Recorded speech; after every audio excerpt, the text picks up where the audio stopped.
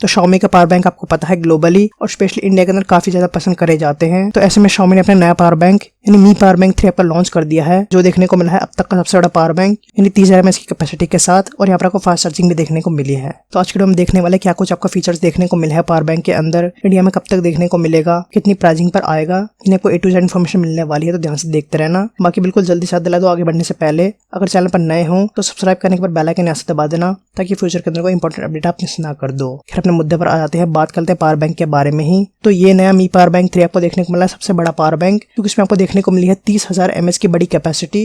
यानी by chance अगर आपके फोन में 5,000 mAh की बैटरी है तो मिनिमम 4 से 5 बार चार्ज कर पाओगे अगर फोन को यूज करते हो साथ में भी, तो यानी डेफिनेटली आपका ट्रैवलिंग और लॉन्ग जर्नी के लिए बेस्ट रहने वाला है। बाकी पर बात कर जाए ओवरव्यू की, तो आपको काफी बल्कि सा देखने को मिलता है, जो कि आपका ऑब्वियस है क्योंकि आपको 30,000 mAh की बड़ी कैपेसिटी देखने को मिली है। वैसे पर बात कर जाए पोर्ट्स की, तो आपको 4 पोर्ट्स देखने को मिलते हैं।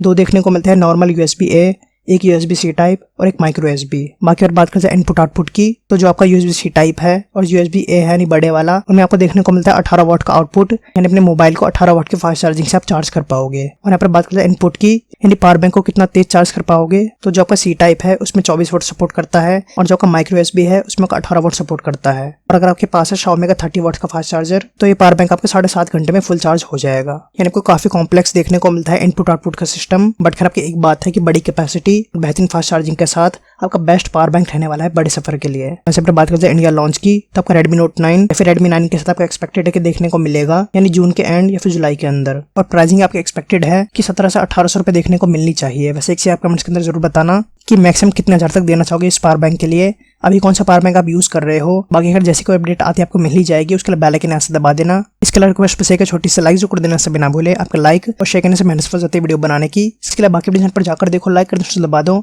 तो हमसे नेक्स्ट वीडियो में till next step, stay blessed and bye.